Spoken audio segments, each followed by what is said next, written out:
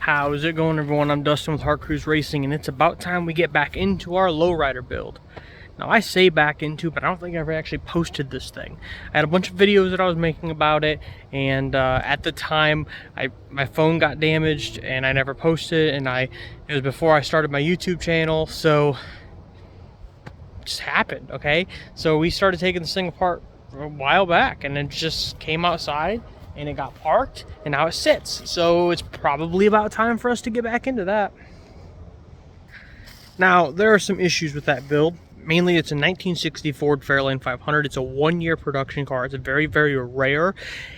So our big issue is finding the parts. So we'll have to manufacture a lot and whatever, but that's okay because we're going to build a lowrider. So some things being different is fine and probably a good thing for this build. You know, I can't just go out and buy things like the trim or the upholstery for this car. So I'm going to have to build everything from scratch, and that's okay. Okay. I went to school for classic restoration, so I understand how to build these the way they're supposed to be, or in our case, build them to a higher standard and much nicer than what they originally were. But there's an issue that we ran into when I decided that I wanted to start this build back up, and that's that my barn has become filled with stuff that all needs to move.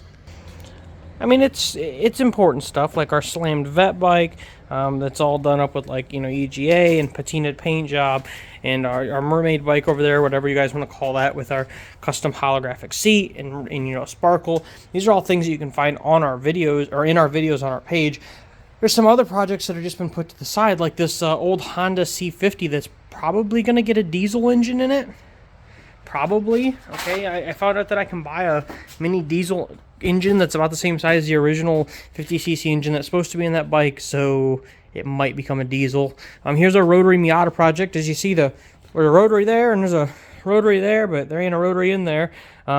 We sent parts off to a shop 2 years ago to have a custom subframe and control arms built for this car, and nothing ever happened with it. So I'm going to message that shop right now and see if I can at least get my parts back. I don't even want to build the parts anymore.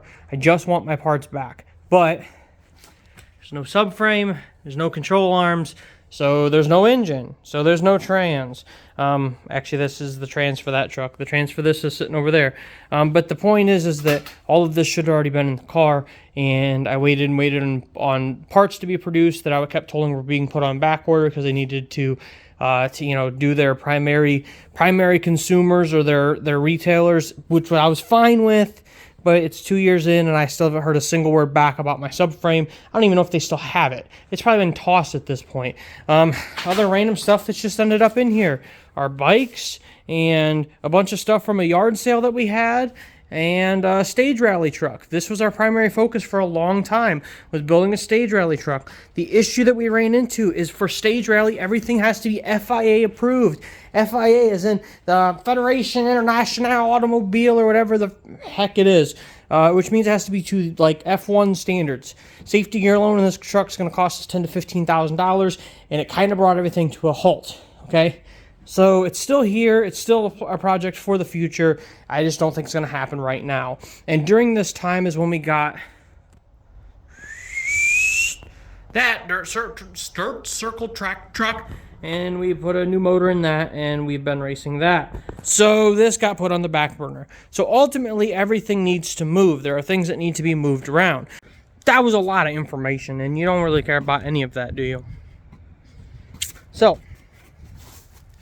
for the 1960 Ford Fairlane, our plan is to do a traditional lowrider. I know you guys probably have a love-hate relationship with the fact that I do things in a traditional sense of when they were supposed to be built. Our 2005 Chrysler 300C with the Hemi in it and all of that was built in a 2000s era style with what they had at the time, with what was being made at the time, and people hate that. They say, why didn't you spend more money on it? And I say, because I built it to a T of what it was supposed to be built, and people just don't like that, okay? So same thing's gonna happen with our 1964 Fairlane. If you know a history of lowriders, you know that they started out by just simply taking bags of concrete and slamming them into the trunk, and then they went to a point of cutting springs, doing axle flips, and all sorts of craziness like that. And it wasn't until much later that people started to take hydraulics and other parts off the machinery inside of machine shops once they started shutting down, and fitting them onto the cars. And it wasn't until much later that anyone even thought about the idea of automotive specific parts being built to lower a car. You know, this wasn't until tens of years, 30, 40, 50 years after they started making lowriders, that anyone thought, let's put airbags, let's put hydraulic, or let's put anything like that that would have a pump in the trunk and all of these other things. So we're not going to do any of that. I want to do it traditionally. That means cut springs, flipped axles, get it as low as we can, static. That's right, guys. Static is the original low, and static's the way it's going to stay. I don't think I'm going to go with the whole cement bags in the trunk. Rear's kind of low anyways. I need to worry about the front. Obviously, the hood's up on top, which is a big steel metal piece, and there's the fenders are inside the garage, which are big steel metal pieces. So that lowers the front a little bit, but I want to get it low. Now, the nice part is that ours is very far from perfect. Big old rust spots inside. You know what that means? I'm willing to drag it down the road and not feel bad about it. That's all it means, okay? So it's going to get low. It's going to get low, and it's going to be a great cruiser. It's never going to intend to go fast, so we're not going to worry about like performance brakes or anything like that, which leads us to some of our issues. Since the other old videos never got posted, let's go into this real quick. This vehicle runs a Ford 223. This old big hunk of junk cast iron engine that's in here. A lot of people said I should swap it. I'm not going to swap it. I want the Ford 223 in there. We picked up a new Ford 223 recently. We went up to, it was like a 12 hours of driving day to go pick up this motor that I wanted for this car. It's a very rare car, and it's quite a rare motor. They used it in some things like tractors and other things, but I wanted the one out of a car. I don't know if there's a difference. I don't care if there's a difference. It's what I wanted, okay? So that's what I got. Now, when we started taking this front apart, they do run drums on there, and I was originally just going to rebuild the drums that are on there. But I took the fronts apart, at least this side, and it was absolutely packed full of powder. Yeah, not only were my calipers messed up, but like the whole rotor housing was messed up, the backing plates were messed up, everything was messed up. It had just been completely packed for so long, and it probably hasn't moved in 50 years, and it was just absolutely deteriorated and destroyed and looks terrible. So it led me to a big hunt to try to find brakes for this thing. Again, I don't want performance brakes. I don't want to spend a bunch of money on brakes. I just need this thing to slow down and stop.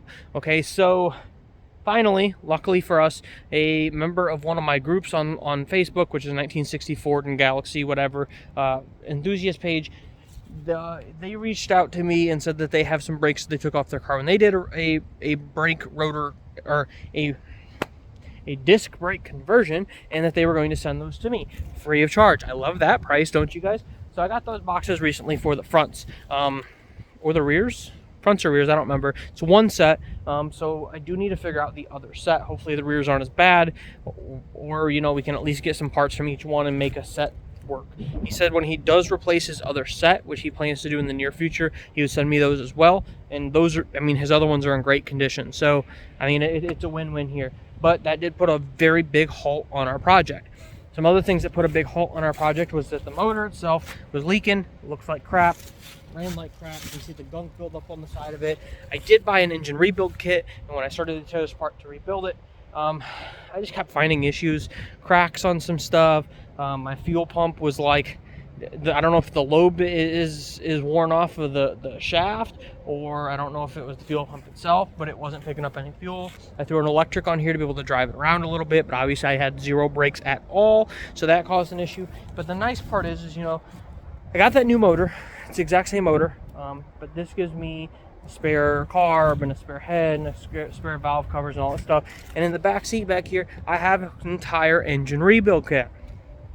Yeah, so the big things we're running into right now is I don't think I can get trim for it. Like I said, you can't buy it, so I think I might remove all the trim. I've seen a car with it. It didn't look terrible, but I can body work and Bondo and paint over issues better than I can try to straighten out this trim. And the trim looks terrible on every corner, so that's just something to keep in mind. Things like these, this little mirror, everything's kind of falling apart on this car. So the big plan here is we want to get this car inside. I want to, clean up the entire frame, possibly even lift the cab off the frame, cab, body, whatever you want to say. Lift it off, clean up the entire frame quick, get some new floors into the body itself, because it does have big old holes in the floors. Probably a little bit important, but they don't need to be perfect or original. So get some floors in there, get the body back on. I am gonna paint it, maybe wrap it. I don't know, it'll get something, but I will get some color on there, and that will include airbrushing and designs and everything for a traditional lowrider look. So that's where we're at, guys. This is the car. It looked better back in the day before I took it apart, but this is the car, and that's the barn that I need to clean out. I'm gonna go clean out the barn now. I hope you guys are excited about this project as I am, because I am excited about this project. It doesn't have to go fast. It doesn't have to be high performance. It doesn't have to stop fast. I don't have to worry about any of that. All it has to do is operate, and for me, that's a big thing.